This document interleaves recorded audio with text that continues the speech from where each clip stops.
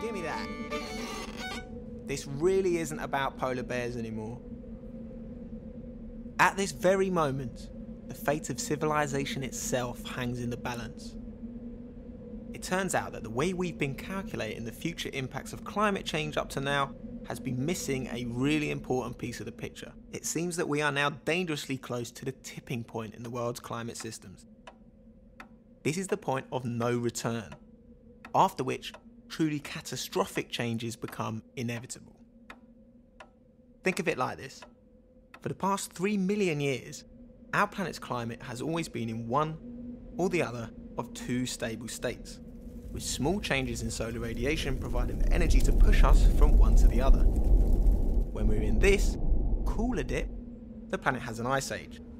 When we're in this warmer one, the planet's climate is very much as it is now, and has been throughout the whole of human history.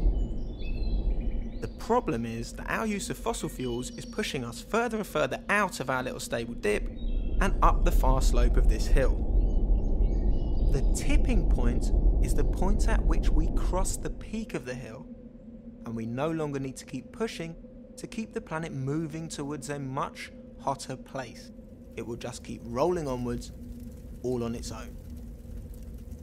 This tipping point exists because of a set of positive feedbacks in the climate systems, mechanisms that can amplify the effects of man-made warming and lead to runaway change. First, you've got the albedo effect. Basically, white surfaces reflect more solar radiation than dark surfaces. So as global warming from greenhouse gases melts ice and snow, it leaves behind dark ocean or land. These surfaces now absorb more solar radiation than before, so adding to warming, which melts more ice and snow, and so on. Now, uncondensed water vapour is actually a more important greenhouse gas than carbon dioxide. And although we're not actually emitting much water vapour directly, as the planet warms, evaporation rates increase, raising humidity and thickening the Earth's thermal blanket, which in turn raises temperatures, which further increases evaporation rates, and so on. And normally, about half the CO2 emitted each year from human activities is reabsorbed by a combination of forests, plankton, and the ocean itself. But the ocean's surface is becoming more and more acidic as concentrations of CO2 dissolved in it rise. At the same time, the water temperature at the surface is also going up, forming a layer of warm, acidic water that is spreading across the ocean's surface, killing off the plankton that locks CO2 out of the atmosphere. Worse, warm water holds less CO2 than cold water, so as it heats up, it actually starts to release some of the CO2 that it had previously absorbed. Now, just like marine ecosystems, land-based ecosystems normally act as carbon sinks, taking carbon from the atmosphere and using it for growth. But as these ecosystems heat up, they become unbalanced. Plants become less and less effective at taking in CO2, while microorganisms in the soil become more and more effective at putting it out, meaning the ecosystem as a whole goes from being a carbon sink to being a carbon source. Eventually, as temperatures rise and rains fail, forests dry out, so when fires start, they don't get put out. All of the forest stored carbon goes up in smoke, adding to the greenhouse gases in the atmosphere, further increasing warming, which further degrades the carbon sinks.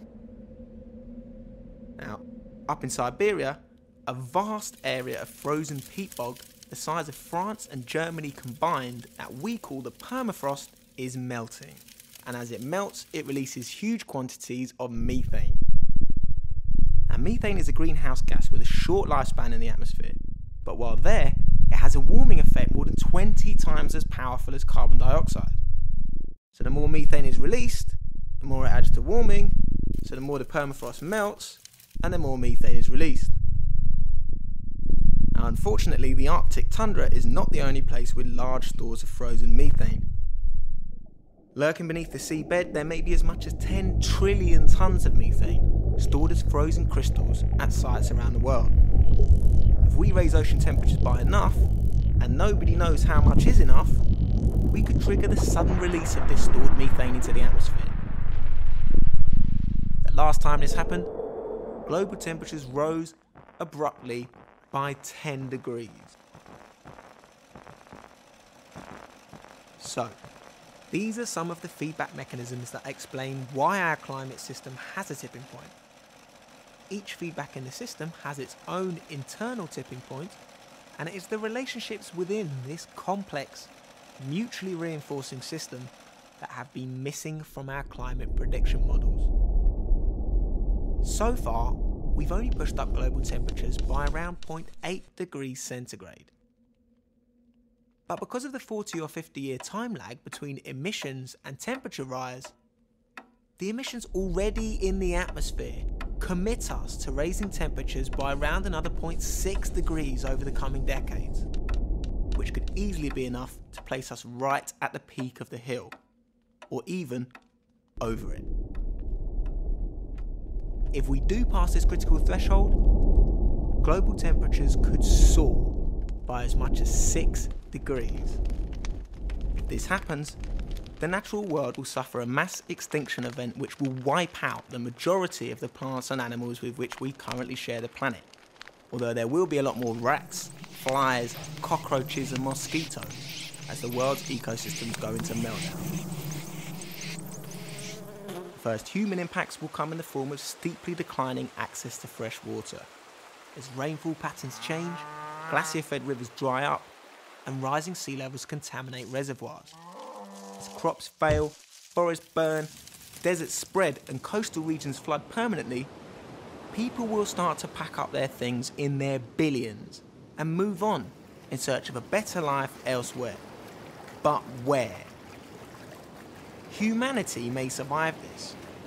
But what will humanity mean in a world where countries which remain habitable, like Britain, spend most of our remaining resources fighting to keep out the starving millions who can no longer live in their own countries because of what we have done? The world is awash with weapons. Enough firearms to arm 1 in every 7 human beings on the planet.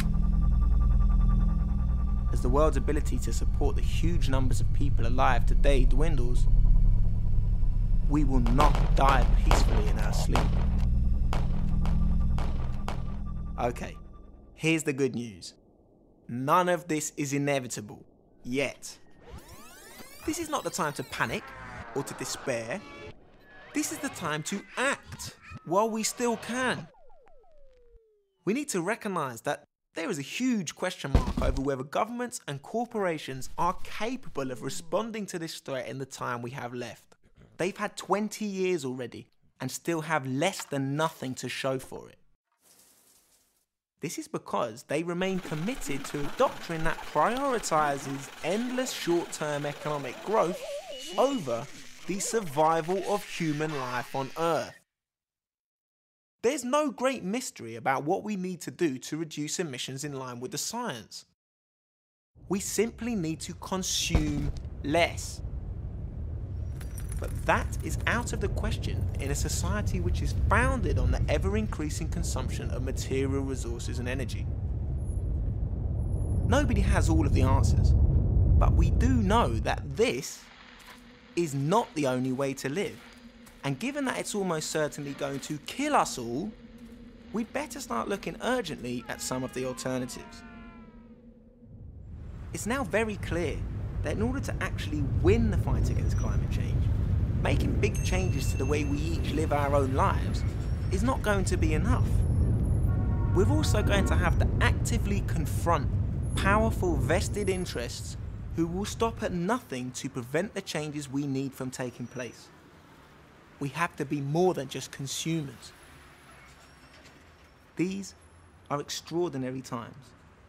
Preventing runaway global warming is the single most important task in all of human history, and it's fallen to us to do it. If we don't, then everything else we work to achieve in our lives will be destroyed or become meaningless.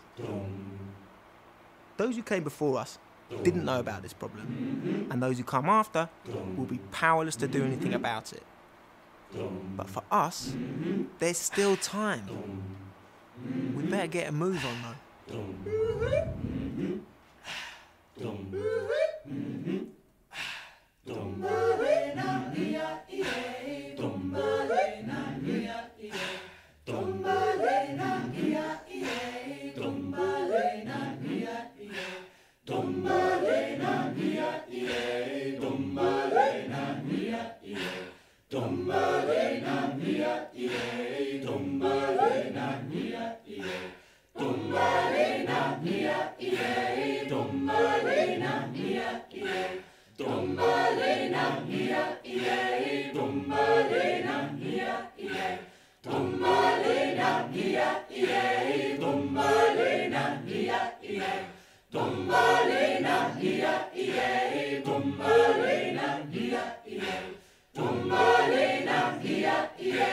ثم علينا